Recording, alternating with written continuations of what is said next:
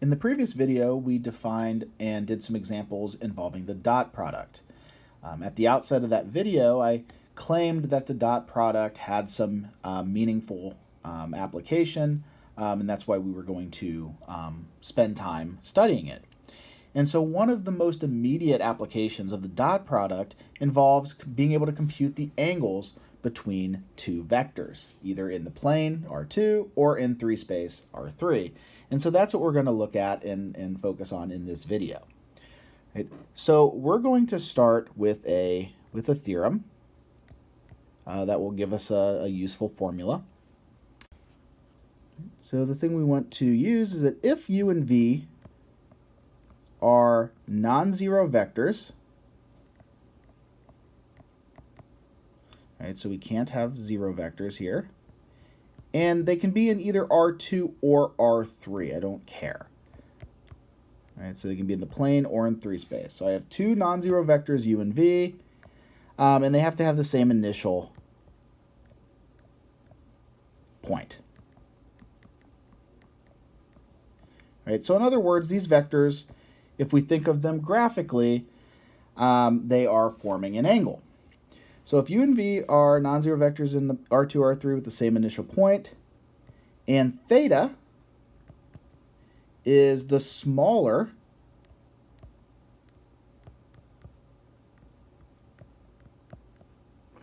of the two angles,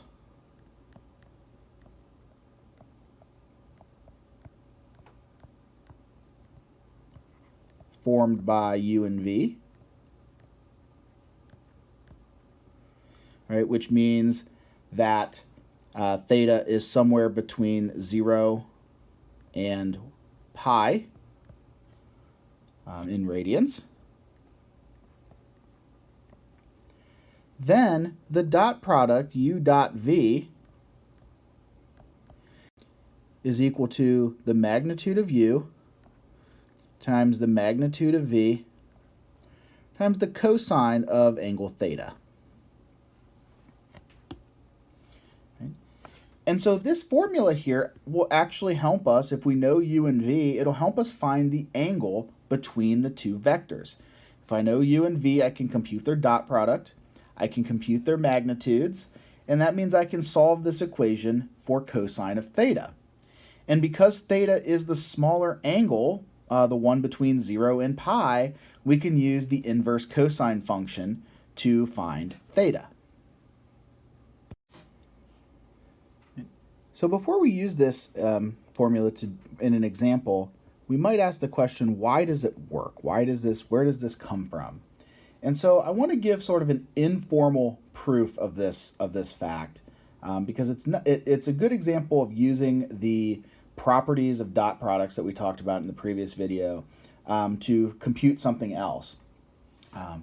And so for those of you that have sort of an introductory proof course and have seen proofs before, just want to be upfront and say this is a really informal proof. I'm not assuming that anyone has a proof background, or I'm not going to assume that you're able to write a proof, and that's okay. We're not going to do proofs in the course, but I do want to at least explain where this is coming from, because it's always kind of a surprising fact that this dot product, while so simple, will actually help find the angle.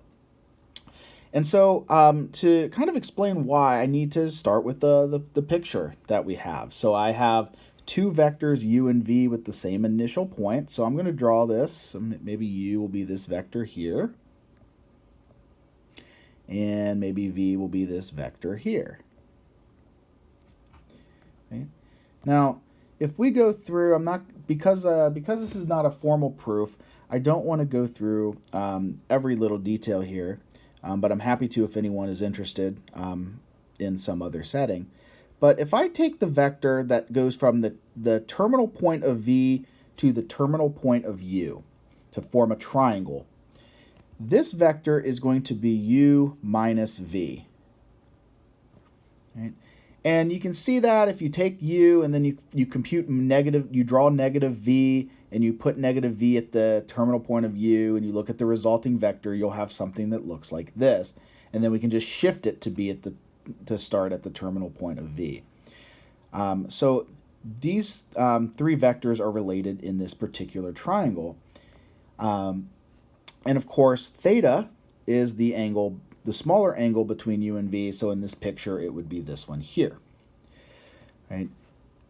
So we're going to start, it turns out the fact that underlines all of this is a little fact from trigonometry called the law of cosines.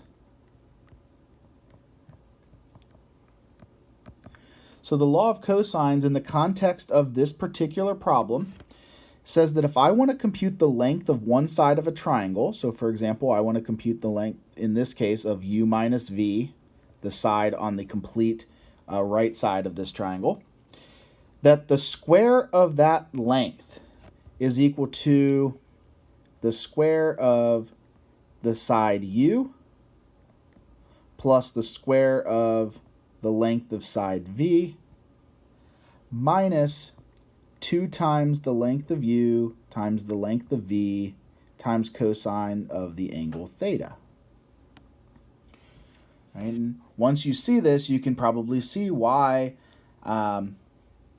this fact is involved with with this theorem, because we already have the magnitude of u times the magnitude of v times cosine of theta, and I guess this u and v should have arrows over it here.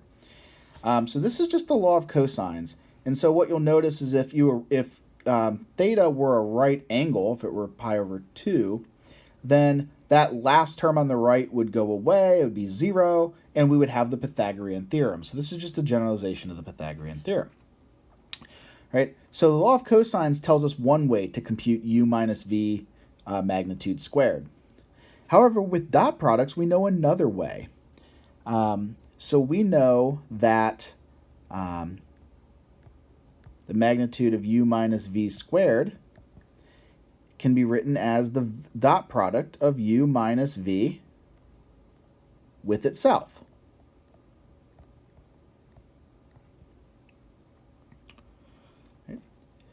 Well, in this case, we can go through, I'm going to kind of skip some steps here because this is not a formal proof. But using the various distributive properties of the dot product and the commutative properties, this can be written as u dot u minus u dot v minus v dot u plus v dot v. So this is really just using the distributive property a couple different times, and we're able to get this. So then we realize that u dot u is just the magnitude of u squared. We know at the same time at the end here that v dot v is the magnitude of v squared. That was a product we saw, or a property of dot product we saw. And then these two in the middle, u dot v and v dot u, we realize are the same number because the dot product is commutative. So we can subtract 2u dot v.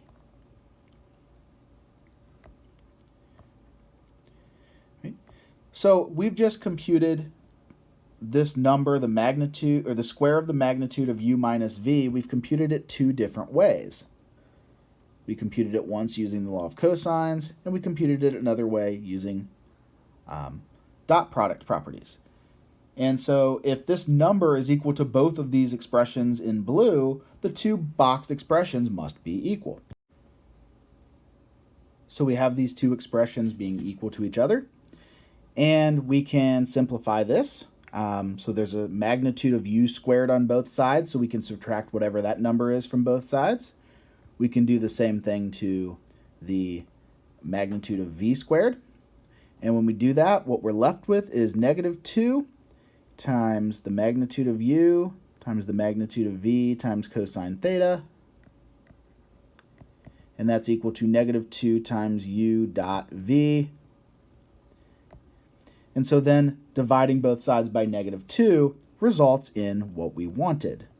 The magnitude of u times the magnitude of v times cosine of the angle theta is equal to just the dot product of u and v. And this was the formula that we were after. Right? So this really is just a a quick consequence of some trigonometry along with the properties of the dot product. So now let's look at an example using this fact. So let's say we wanted to find the angle between two vectors.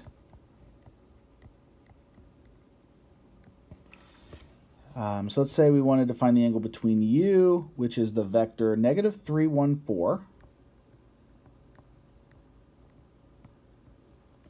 and vector v, which is 2, 5, -1. So what we're going to want to do is find all the values in that equation except for cosine of theta, and then use that to solve for theta. So we need to know the dot product of u and v. So this will be -3 times 2 is -6, plus 5 times 1 is 5, plus 4 times -1 is -4. So it looks like we get a dot product of -5. We also need the magnitudes of u and v. So this will be the square root of 9 plus 1 plus 16. So square root of 26. And we need the magnitude of v, which is the square root of 4 plus 25 plus 1, which is the square root of 30. So these are the three values that we need. So looking back at the equation in the theorem and solving it for cosine of theta, we know that cosine of theta is going to be the dot product of u and v divided by the magnitude of u and the magnitude of v. So in this example, this is -5 divided by square root 26 times square root 30. So the cosine of our angle is this. And now this is where the fact that theta being the smaller of the two angles becomes important, because if I know the value of the cosine of theta, we are able to compute the inverse cosine of this value. But the inverse cosine is the angle between 0 and pi that has this cosine. And since theta is that angle, we know it's the smaller of the two angles, then theta will actually be equal to this inverse cosine, right? And so as everybody knows, the inverse cosine of -5 over square root 26 square root 30 is approximately 1.75 radians. That's, pretty obvious, well, at least if you have a calculator. And this is approximately, just for some context, this is approximately 100.3 degrees. Right? This gives us a really easy way to compute the angle between two vectors in either the plane or, in this case, in 3 space. Of course, if this were in the plane, nothing would really change. It would just be a little simpler. The dot product would only have 2 summands instead of 3, and so would the magnitudes. We'd only have to take the squares of the 2 components and add them together instead of the 3.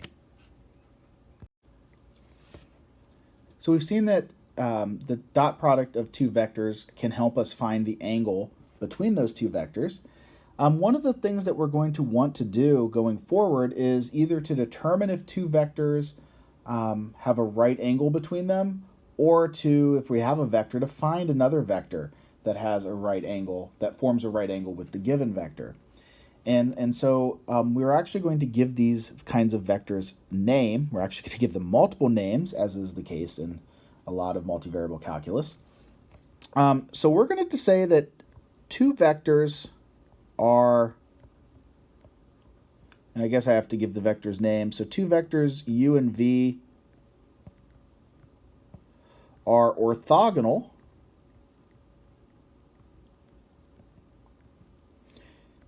or perpendicular,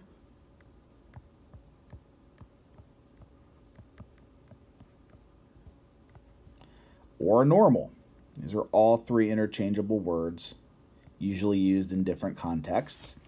So 2 vectors u and v are orthogonal if u dot v equals 0. Right, so orthogonal vectors are vectors whose dot product is equal to 0. Right? Now this makes sense as a definition, particularly if we think about perpendicularity. U dot v, if we have two vectors that are orthogonal, we know u dot v is equal to the magnitude of u multiplied by the magnitude of v times the cosine of the angle between them. And if the angles are perpendicular, this would be the cosine of pi over 2. Right? And so cosine of pi over 2 is equal to 0. And so the magnitudes multiplied by 0 just gives us 0. Right? So this really is not anything too deep. It's just using the previous theorem that related the dot product with the cosine of the angle between them applied to a 90-degree or a pi over 2 radian angle. So the big thing here is that we have different names for this concept. A lot of times if we're talking about just vectors in the plane or vectors in 3 space, we use the word orthogonal to describe them. Later on, we're going to talk about lines and planes, and we're going to talk about like a certain vector being being normal to the plane, meaning that it is orthogonal or perpendicular to the vectors that lie in that plane. So we'll use normal in certain contexts as well. In perpendicular, we tend to stay away from, but it is the word that most of you have learned for this concept in previous courses. So it's certainly fine to use. But just know that orthogonal and normal mean exactly the same thing. Right?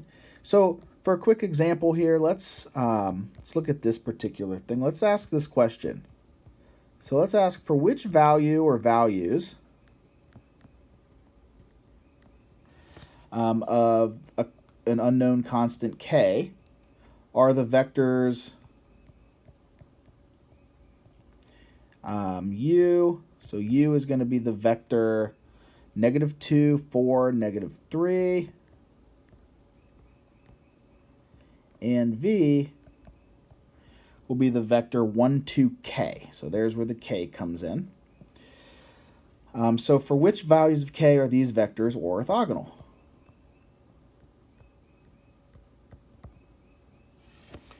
Okay. So in order to answer this question, we just need to compute the dot product of u and v, set it equal to 0, and find all the values of k that satisfy that. So u dot v, we're going to have -2 times 1, which is -2, plus 4 times 2, which is 8, plus -3 times k, which is -3k. Right? So that would be 6 minus 3k. And in order to be orthogonal, we want this dot product to equal 0. So we want to set this equal to 0, and then solve for k. And so this means that 6 is equal to 3k, and therefore by dividing by 3, 2 is equal to k. So the only value of k in this instance where u and v would be orthogonal is when k is equal to 2. So as another example of using orthogonal, let's say we were asked to describe all vectors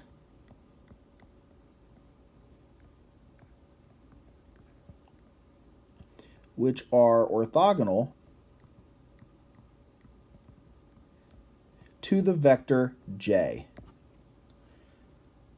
Right, so remember, j is the vector in component form 0, 1, 0.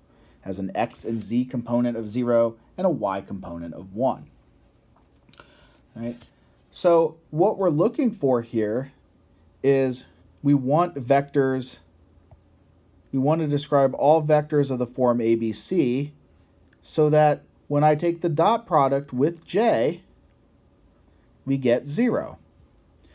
So if I take ABC dot 0, 1, 0, right, this is a times 0 plus b times 1 plus c times 0, which is just b. Right, so in order to have a dot product of 0, we need b equal to 0. and A and C can be any real number. So, so the vectors that are orthogonal to J, the set of vectors that we were asked to find, are all vectors of the form A, 0, C, where A and C are any real numbers. Right? And so in other words, we're looking for all vectors where the second component is equal to 0. So these vectors all satisfy the equation y equals 0. The second coordinate would be 0. And so these are all the points in the xz plane. Right? So every vector in standard position whose terminal point is in the xz plane will be orthogonal to J. So it's all the points, all the vectors where the second component is equal to 0. And so there's a couple different ways we can describe this set.